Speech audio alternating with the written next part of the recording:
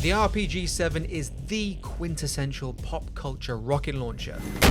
It's a weapon that has appeared in dozens of historical pieces and has been used to dial up the explosive action in movies and video games for decades. I sat down with Keeper of Arms and Artillery Jonathan Ferguson during our time at the Royal Armouries in the UK to learn more about the RPG-7's real-world and pop culture history and examine how games portrayed this iconic weapon, be it a tool of vehicular destruction or a source of controller cracking frustration.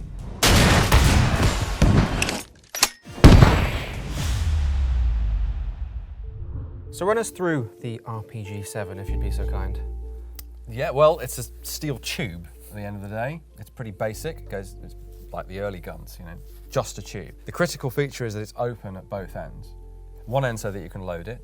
Again, like a muzzle loader. It's quite primitive, but also extremely high-tech at the same time, certainly by 1960s standards. The hole at the back, it has this Venturi flange on there to accommodate the back blast. Famously, you don't want to be behind these things when they shoot. It's got heat shields on there to protect you from the very quick build-up of pressure and heat that happens directly above your shoulder and give you a bit of friction for your uniform or whatever you're wearing. Single action trigger mechanism, literally just cock it,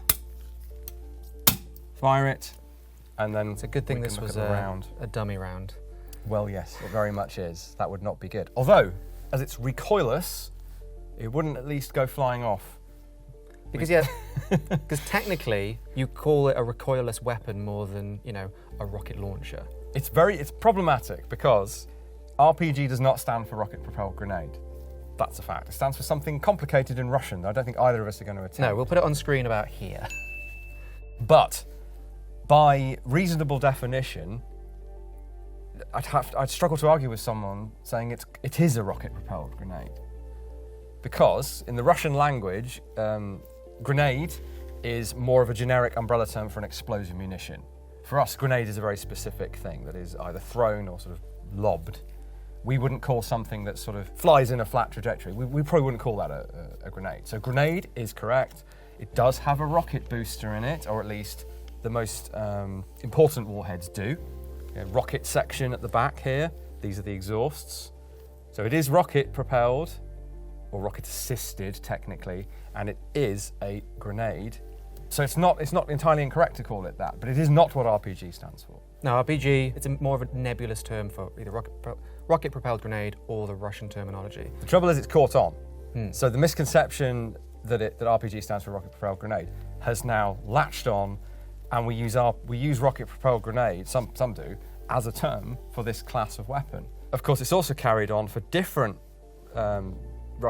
Soviet and then Russian anti-tank weapon systems, which is what RPG really stands for, handheld anti-tank grenade, of different types. So like disposable launchers, like the RPG-22 or the whole family of RPGs. They may or may not resemble this in any way, but they still have RPG because it's a generic Russian term for an handheld anti-tank weapon.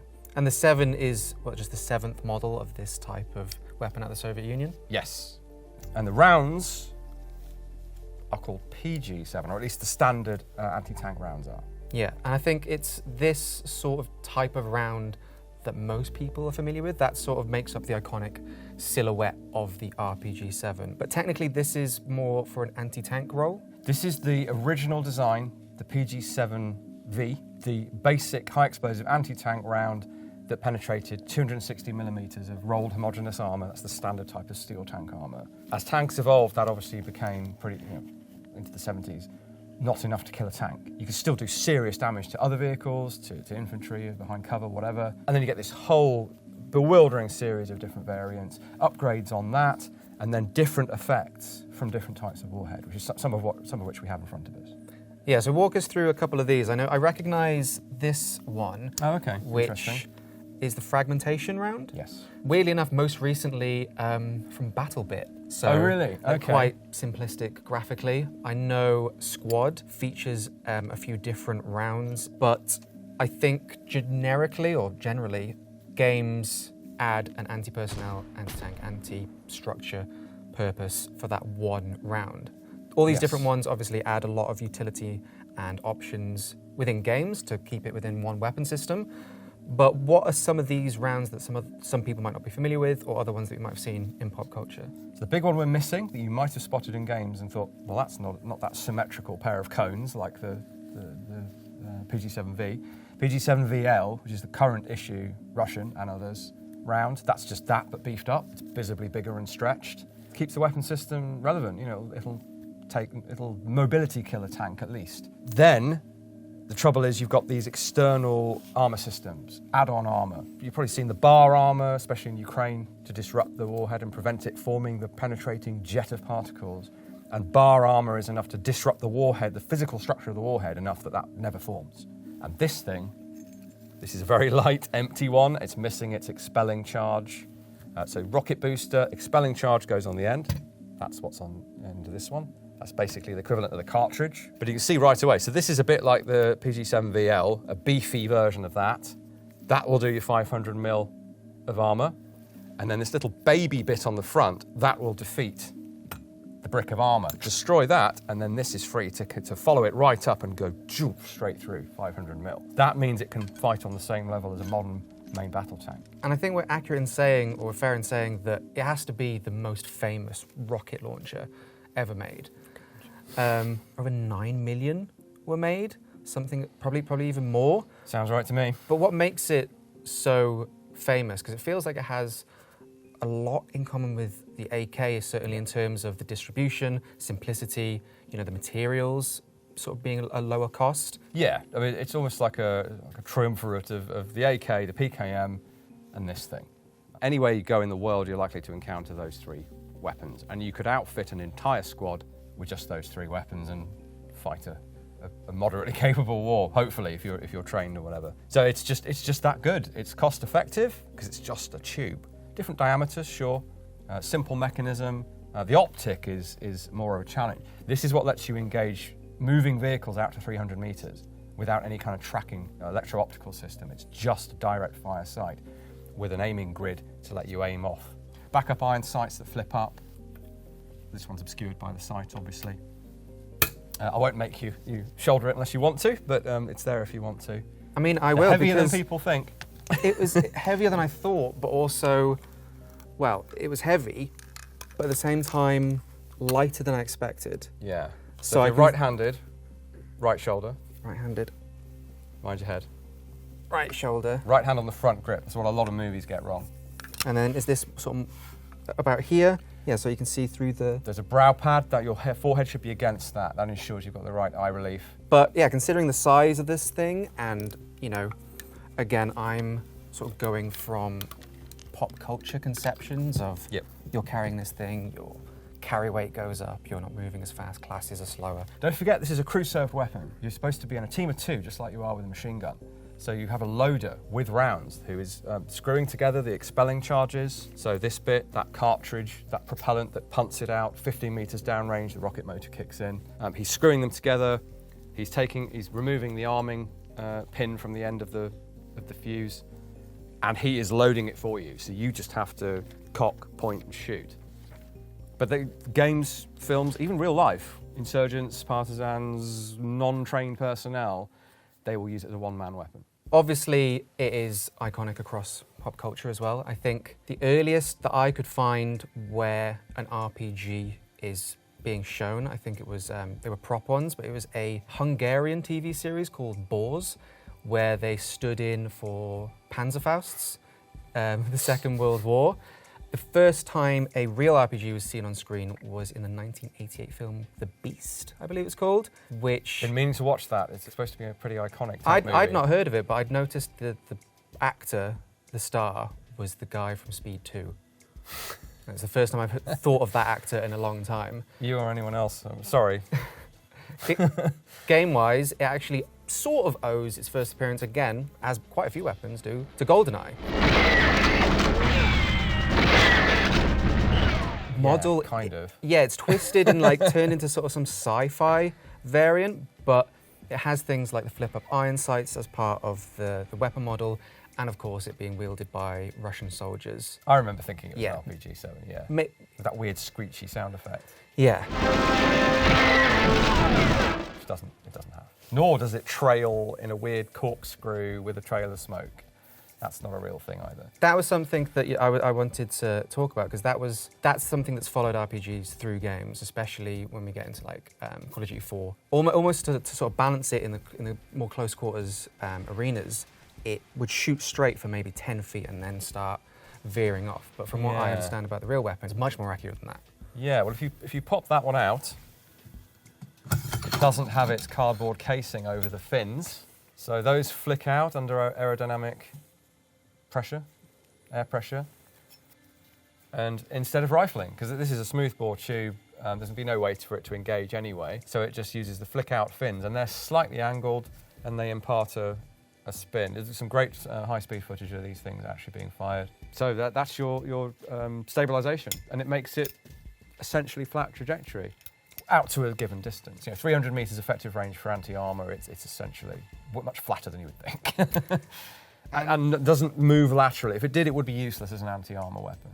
Its appearances in games as well also mirrors, we mentioned the AK, it's the, heavier weapon of the enemy. From Battlefield to games set in Vietnam, anything, that we understand to be supported by Soviet Union or using equipment from that era, it's always the bad guy rocket launcher. Across the Battlefield series, Call of Duty series, it's tied to, Russian factions in Squad, Conflict Desert Storm.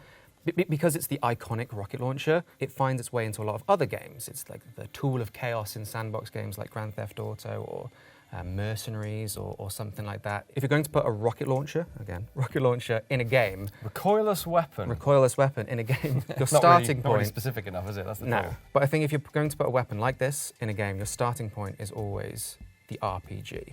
Yeah. And I forgot that it actually appears in Super Smash Bros. Because it's wielded by Solid Snake, where he just aims it at the floor to basically do like a powerful, like close range attack. Okay. So interesting. That was one of the things that sent me down the sort of rabbit hole of the weird appearances as well. So, for example, the brown furniture, the early plastic to the front iron sights, has lent a lot of its aesthetics to the Soldier's rocket launcher from Team Fortress 2, which circled around to an interesting thing that we talked about before. It's surprising that no game has crafted one of these into a melee weapon, as that, for Team Fortress 2 especially, would have been perfect. Like, we've already got the demo man hitting people with a grenade as a melee weapon, so if no game has done that yet, I think we're overdue, because I think that would make a great sort of makeshift mace. I mean, that one's got a realistic weight to it. Oh, yeah. Now, you've got the problem of this being frangible, but you could just ignore that and use the uncovered expelling charge portion of it. And yeah, it's got so much weight in it, it would be a brutal melee weapon. And if you want to go really ridiculous with it, you could have it explode on contact and somehow you're okay. Yeah, as per the TF2 demo man. Which it wouldn't do, by the way, but anyway. No. This aesthetic and shape, I think, reads to the common gamer or the everyman as a rocket launcher. A lot of games and movies want to keep this aesthetic, this iconic shape. So things like Call of Duty Black Ops 2 and the Avengers used the Airtronic, I believe it's called, which is basically this, but with a sort of M4 stock and grip tacked on. And covered in Picatinny rails. Yeah. Which was the style at the time, to paraphrase Grandpa Simpson.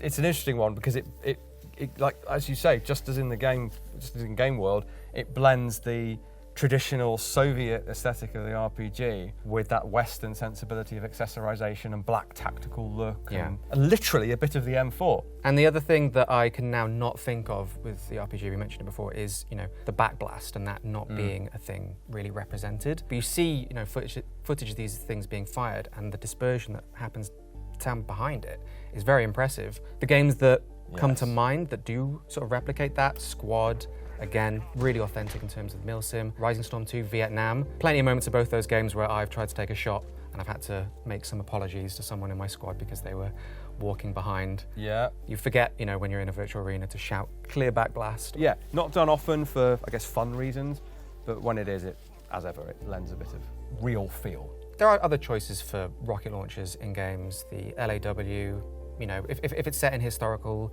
settings, you're more likely to use like a bazooka or a Panzerschreck. But anything, where the RPG could feasibly exist, it's probably going to be featured.